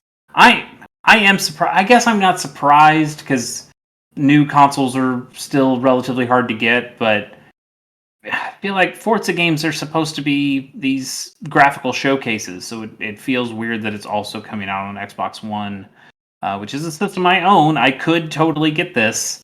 I don't know if they're going to be doing this or not. So I haven't heard. I think this is the case. You're aware that recently, for Game Pass and cloud gaming with Microsoft, they kicked on their servers that are built off of the technology that is in the Series X, right? So like the GeForce experience that's out there, like they've got a tier that lets I know what you're talking about, but I have not paid attention to know that stuff was happening. No. So that's what their plan for a lot of these games. So they're saying on an Xbox One, you could do the cloud gaming version of this, and you would be streaming this at the graphical fidelity, essentially, of like what the X can do. Now, it's not the same. It's close. It should look and run better, maybe, than what you would get by trying to use hardware on there. So there's something to be said about that. Anyway. Yeah. I mean, you should continue to say, Chase, just get Game Pass, because then you could have the Xbox One version, and then when you do get a Steam Deck, or if you ever got an Xbox Series X, you would still have the Game Pass, and you could just re-download the game for free. That would be an argument. It wouldn't work on me. I'm going to wait to play this game. I don't know if I'm going to get Game Pass once I get a Steam Deck. We'll see. But I would say, I think once I get Steam Deck, I will get Forza Horizon. There's going to be some pretty big deals on it around Black Friday anyway, where you can get like But I'm not going to have a Steam Deck by then, so no. But you could get the codes and then activate it. Maybe you could see. Yeah. Anyway, we'll talk offline about that. Yeah. I think it's I get that it makes sense, but I think there's a count my chickens kind of mode where I want to make sure I have that Steam Deck in my hands before I spend any money on something I would only. When was yours supposed to come? Next year. I don't know. Early next year, maybe somewhere before March. I'm not sure. You mentioned it before on 11/11. Make a wish. Elder Scrolls V Skyrim Anniversary Edition. Didn't come true, did it? Yeah. PC, PS4, PS5, Xbox One, Xbox Series X. Skyrim is turning 10. That's the whole reason we're dealing with this, I guess. It comes with a pretty large update. The Saints and Seducers upgrade comes with new story missions, new armor, new weapons, new mechanics, new items to craft into potions. Just a ton of new stuff. It actually sounds like a ton of new stuff. They're adding a survival mode, so you have to actually eat food to be able to stick around in that. So kind of more hardcore mode for those who care about it. There is going to be fishing in Skyrim, finally. And also they have added a new aquarium mode for your home, so you can build aquariums and then put the fish in there and feed them. Are you going to check this out? Don't feed them. No, God no. Fucking Skyrim. I know what Skyrim is. Also, fuck Bethesda. No, God no. But importantly, all of this is free upgrades for people who own the special edition of Skyrim. But there is also this new anniversary edition that is coming out with all of this shit. So, whichever version you have or want to buy, you can get all the Skyrim you could ever want, except for the Macho Man Randy Savage Dragon mod. That's a PC. That you gotta get the PC version for that. And I don't know, they might have taken that down. Just watch the YouTube video. That's the part that's important. I might catch a fish. Moving on. Sure, catching fish is fine. The problem was, I think they said there's only going to be like 12 fish. That's not enough fish. Yeah, I know. The fuck? Mod them in. You're already playing Moonglow Bay. I can't say the name of that. Like, that has more fish than Echo this. the dolphin. Catch Echo. There you go. Now that's an idea. Also on 11/11, I guess this is just the old ass games day. Right. We're getting Skyrim, and we're also getting Grand Theft Auto: The Trilogy, the definitive edition for PC, Switch, PS4, PS5, Xbox One, and Xbox Series X. This comes with GTA 3, GTA Vice City, and GTA San Andreas. It will have updated resolutions for these games, and also they've set updated controls to make them feel a little bit more like Grand Theft Auto 5. So if you are familiar with that control scheme, they're going to feel more like that. What do you think about the old Grand Theft Auto there, Bobby? Not much, honestly. Like, I think that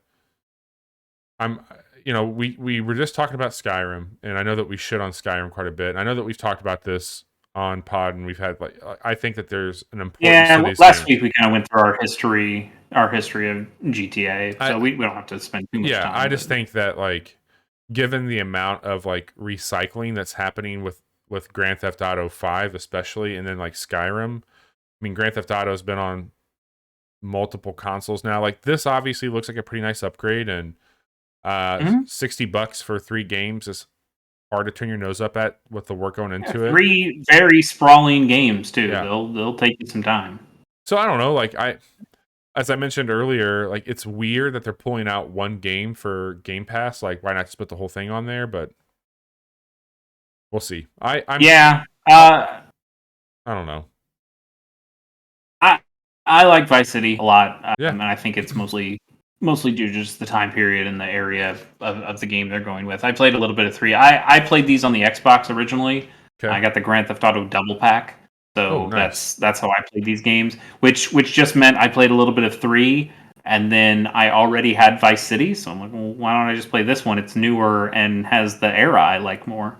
And so I didn't end up playing that much of 3, and I played a ton of Vice City. We said it last week. I'll say it one more time. I probably would have gotten this if it came with the PSP ones. If it came with Liberty City Stories and Vice City Stories, I probably would have pulled the trigger. But I kind of just know what these games are, except for San Andreas, a game I still haven't played, but also a game I don't really feel the need to play. Sure. Well, I mean, nobody cares. We just talked about Skyrim. We talked about Grand Theft Auto. Nobody cares about these, decade-old video games that are coming out on 11/11. So I guess we should just move on to on 11/11, Star Wars: Knights of the Old Republic is coming to the Nintendo Switch. It's just a port, but I don't care. I'm going to buy the shit out of that game. It's one of my favorite video games of all time. Love that game. It's pretty good. It's not as good as the second one, but it's more finished than the second one. So there's that. I like KOTOR. KOTOR has its problems, but I really do like KOTOR. And if I can buy this and convince EA or whoever the fuck it is at this point, I don't know who even owns on the rights, because BioWare made it, but right. I guess it's EA, right? It's all EA. Uh-huh. So yeah, EA put KOTOR 2 on the Switch now. Do that for me. So yeah, I'll buy this and probably play it again. Yeah. Do it. The only time I've played all the way through Knights of the Republic, I've played parts of it many times, but the only time I played all the way through it, I failed the young angry Jedi on Dantooine. Really? And ended up having to kill her. So that's something I would like to fix on another playthrough and get her as a party member, because I did not the first time, and that sucked. That's a bummer. Moving on. Outside, let's move past the decades-old games and talk about a game that's coming out on November 12th, and that is Shin Megami Tensei 5, coming for the Nintendo Switch. This was a game that was announced on the day the Switch was announced. Yeah. And it's just coming out now. So it's been a bit, but it's here. And I don't know. I have not played an SMT game. I've only played Persona games. And I like the Persona series. I don't know if the SMT series is quite for me. Also, I own Shin Megami Tensei 4 for the 3DS. And I think I'd probably just try that before I would buy a whole new Shin Megami Tensei game. For those who are looking for it, it's here. You got it. There you go. You can cast your Bufus. You can cast your Agis. Who are you calling a Bufu? Can't remember what the Thunder one's called. I can't remember what the Thunder one's called. Moving on to November 16th, The Wild at Heart is coming to Switch and PS4. Bobby. Yeah. Have you talked about this game before? Yes. Yeah. We did a quick look of a demo. Yeah, I rather like what this game's doing. I love the style of this game. It's on Game Pass right now for PC and Xbox console and cloud.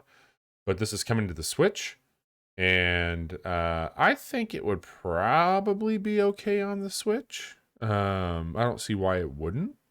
Yeah, I don't see why not. But I think it's doing some really cool things. It definitely has a lot of heart to it, and I think the story beats that it's telling are very well done, and it's just got a lot of charm, a lot of cool stuff to it, a lot of crafting, a lot of collecting, a lot of exploration. It's neat. It's a neat game. Sure. On November 19th, we are getting Battlefield 2042 for PC, PS4, PS5, Xbox One, and Xbox Series X. It's the new Battlefield. That's people are excited. I think people are more excited for this than they are for Call of Duty this year. I totally agree with that. That sounds to be the consensus. It makes for a good trailer, that's for sure. I think they've done some really cool stuff with what they're showing off, but I think that's every Battlefield. They always show like crazy, hey, I'm using a zip line and I'm shooting a guy and then I'm parachuting off a building and then I caught onto a helicopter and then I crashed that helicopter into a thing. It looks nuts. That's never the way I would play one of these games, but I enjoy looking up. I don't go to R Gaming very often because I have common sense, but I occasionally like going to R Gaming when a new Battlefield game comes out because you will see a lot of clips that look cool, and I'll go, I'll never do that myself, but I like watching the clips.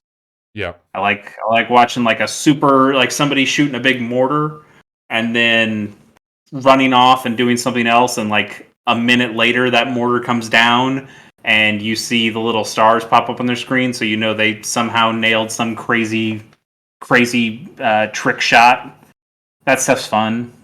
I mean, that's fun. There's a few people that I'm pretty close to that have played the beta and they were really into what's going on with it. I think it's going to be a wildly popular game. It'll be interesting to see what happens when Halo multiplayer comes out. So you'll have Battlefield, Halo, and a Call of Duty. I'm really curious on who's going to take the cake there. Yeah, we'll see. Yeah. Also on the 19th, Pokemon Brilliant Diamond and Shining Pearl are coming to the Nintendo Switch.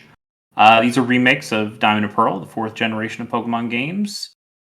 People do not like the way these games look, and I semi-agree with them. I don't know why you wouldn't make these games in the art style of the Pokemon Let's Go games. In fact, they did in the battles, just not in the overworld, and that's feels like a weird choice to me. But I don't hate the graphics. I think they look fine. It's weird. It is weird. I find Pokemon remakes to be really fascinating on how they upgrade them, what they upgrade, what they carry over from the modern Pokemon games of the time, and just seeing if they try to do new stuff. Like Pokemon Fire Red and Leaf Green had a whole new area called the Sevi Islands you could go to. It brought in all the 3rd generation Pokemon from Ruby and Sapphire, and you could eventually catch those Pokemon in different places. Like that stuff's cool. It's it had the updated ways that the game works, ways the combat worked, where it had like the physical special split. Actually, I don't think it had the physical special split. It did have it had the split. I don't think it had moves that were physical or moves that were. There's never mind. Well, that's a going way down the Pokemon rabbit hole that we don't need to get down. I'm just interested to see how these games are different from original Diamond and Pearl, and seeing what else they add. Will they put Pokemon Sword and Shield Pokemon into these games? They did. I saw one already. Did they? Yeah. Are you sure? Yeah. Okay. Let me see if I can find it here. It's Mr. Mime. Mr. Mime is the Galarian. Is that Galarian? Yeah. Galarian variant? Yeah, Galarian one. Okay. Okay, cool. So I'll be honest, I've been kind of doing a media blackout because this is a game that I know I'm gonna play, so I just haven't been like I kind of want to be surprised by it, so I haven't been looking up a lot of stuff. But really interested to see what they've changed, what they've added, and that'd be kind of cool. Who knows? Oh, yeah. I might play that game on a stream or something. Ooh. On the 20th, we're getting a game called Icarus for PC. Bobby, you added this one, and you made the note, Big Bobby energy, sci-fi survival sim with slick skill tree progression. What else can you tell me about Icarus? Yeah, so Icarus, you are on a space station that you are being transported down to a surface. So you're on a timer. There's a timer for it where you are harvesting materials that you bring back to the space station to craft new tools so that you go deeper onto these. It's a co-op game. I think up to 8 people can play in one of these instances. You are building structures and bases. Playing it, there is a heavier combat element. So you're crafting weapons on this. You are gathering food and resources as well. Johnny and I, I think, I don't know if this is a full release that's coming out, so I maybe shouldn't have put it on here quite yet. I think it is early access. But what they've done is when you pre-ordered the game, they were doing a series of beta weekends to test it out, and Johnny and I played some of this. It's really fucking cool. It's very well done. There's an XP system that lets you unlock more shit when you're leveling up. The skill tree is huge on it. It is my shit. I really like the look of it. I think it's got a ton of style to it. Yeah, I can't wait to play more of it. I am hooked. I will stream this game whenever a solo night pops up for me. It's very cool. That sounds like absolute hell to me. But I love it. It does. When you talk about it, that sounds like catnip for Bobby. Oh yeah, man, I love it. Only a couple more here. On the 23rd, we are getting Death's Door for the Switch, PS4, and PS5. This was announced last week. That Death's Door, it's already been out on the Xbox. Coming to these other platforms. Bobby, you have played and enjoyed this game. I like this game quite a bit. made by the makers of Titan Souls. In fact, if you pre-order it on PS4, PS5, you'll get a copy of Titan Souls for free, which I think is pretty cool. But yeah, it's you're a little bird. You cutting people up. It's very well done. Mm-hmm. And then we will end with the 23rd Final Fantasy XIV Endwalker. I believe this is the new season or DLC or expansion or whatever the hell you call it for the Final Fantasy XIV MMO. PC, Mac, PS4, PS5. Bobby, I remember you and Johnny are huge Final Fantasy XIV fans. You forced me to buy the game at gunpoint, really. And then you guys have just been playing it. We don't mention on the show, obviously, because we're just not going to repeat over and over again how many hours you guys put into Final Fantasy XIV. But since we are on the topic, Bobby, why don't you tell me the last thing you did in Final Fantasy XIV and when that was? It was over a year ago. I was put into a raid, unbeknownst to me, on how to be a proper tank, and was being told wrong information and really pissed off some people. Really pissed off some people. And hey, at least you didn't spend a lot of money on a game your friends stopped playing, and so you never touched, and you just out that money. That's at least you're not that guy.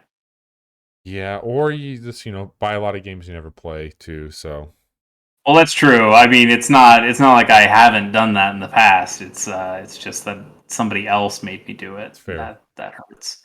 What did you guys move on for? You guys went to the Old Republic from there. I did. Johnny and you also stopped playing that one because he hates Star Wars. He's the co-host. I like the Old Republic quite a bit, actually. I really did enjoy my time with that game. And now you're not playing any of. Well, you're playing New World. I'm playing New World. Are you playing New World? Mm-hmm. Okay. Yep. Okay. I'll be streaming New World on Friday night. Yeah, give it a week. We'll see. Chase, well done. Thank you so much for taking us through this. Really appreciate you. Yeah, we gotta let's quickly throw up what our picks are for this month. Bobby, why don't you go first? What are you feeling out of the month of November? Yeah, I think there's a lot to celebrate here. I've got 4 games listed. Unpacking is kind of a gimme because it's already out. Icarus is early access, I think, but I'm still putting that down here. I've got Forza Horizon 5 and then Pokemon Brilliant Diamond and Shining Pearl. Mine looks pretty similar to yours. I also have Unpacking, Forza Horizon 5, and Pokemon Brilliant Diamond, Shining Pearl. For Horizon 5, like I said, I'm not going to play this game this month, but once I get that Steam Deck, I think that's probably one of the first things I'll go to. Yeah. And then I also have Nice Old Republic, because I just like that game. It's not something I'll play this year, but it's something I'll buy and know that I have, and yeah, just I'm glad that I've got it. We also asked Johnny to take a look at what he wanted to pick out from this month, and he had his list. He's also got 4 games here. He has Forza Horizon 5, and to quote him, "I totally paid to upgrade to the fancy version, very excited." There's that. He has Pokemon Brilliant Diamond and Shining Pearl. I skipped this gen when it was new, so I'll be experiencing it for the first time here. Okay. Battlefield 2042. This seems destined to suffer the same rocky launch as every other Battlefield game I've played at launch. Might wait to really dig into it until I know how it plays when it launches. That seems fair. Yeah. And then he says the GTA trilogy because he's a Rockstar shill, which, yeah. Tracks. That sounds about right. And that wraps it up for the month. Bobby, why don't you take us out and get us the hell out of here? Yeah, so we've had a lot of stuff this week. We played Unpacking on Monday. Definitely go check that out. We also have a quick look that you can find on our YouTube channel. This past Tuesday, Chase did... That's the best quick look we've ever done, really. Yeah, really, it's a really good one. Chase had a look that he put up on Tuesday, not necessarily quick. Oh, that's what I meant. Oh, the best quick look. Yes. Yeah. Definitely the most quick look we've ever done. Quick look. Our Super Robot Wars 30 quick look is up. You can find that on our YouTube channel as well. We told you all about those games that we're excited for tonight. Thursday, if you're listening to this in the podcast, go back and watch all this shit already. But tomorrow morning, 9 a.m., the Moonglow Bay quick look will be going up. And as I mentioned, Friday night, I'll be coming back on to play a little New World. I'll be solo that night. Next week, I'm going to go ahead and say it, Chase. I'm going to put it out there so it's out there. We're probably we're going to pause Stardew Valley until 2022. And the reason we're doing that, we only have a handful of weeks before Game of the Year. And Chase and I are going to go through some of the casual hour favorites or games that we need to just refresh on before these debates. So we'll be playing some of our favorite games over the past year, or games that we think we need to get a little bit more time with going into Game of the Year. So a little refresher. Yeah, a little refresher over the next few weeks. So we like Stardew Valley. It's a great time, but we'll probably be playing some other stuff starting on Monday. And then next Friday, I think, right? Next Friday, we'll be checking out Animal Crossing, right? I think so. At this point, it will either be Animal Crossing or it'll be some N64 games on the Switch, one or the other, depending on how we do it, we got there. Okay. But we'll do one of those things for sure. Very cool. And that's what's going on with us. So Chase, what about you? What's going on with you? Yeah, like we mentioned, I'm playing through Super Robot Wars X on my YouTube channel at Chase K Plays. You can find it there. Really close to the end. I put up new episodes every Monday, Wednesday, and Friday, and they'll run until November 15th. That's pretty exciting. Almost finished. Almost there. And then I also do Gamers on the Go, which is the only good GOTG around. Fuck you, Guardians of the Galaxy. I had it first. Actually, I guess they technically had it first with the comic book, but I had it first when people cared. Yeah. And that's a video game podcast I do about handheld games. Bobby's been on before. Johnny's been on before. Most recently, Jiggy-san, Matt Jaguar, one of our favorite people. Yeah. He came on to talk about Metroid Samus Returns with me. Very much so. In anticipation for Metroid Dread, which told me I didn't need to play Metroid Dread, which was great.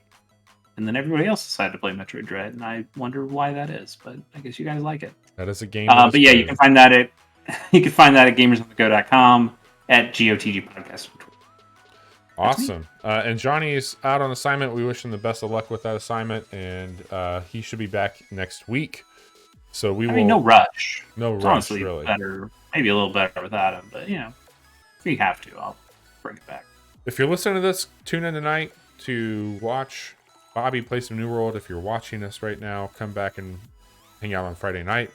And we will be posting more stuff to our social networking, which is at the Casual Hour, everywhere that you follow social networking.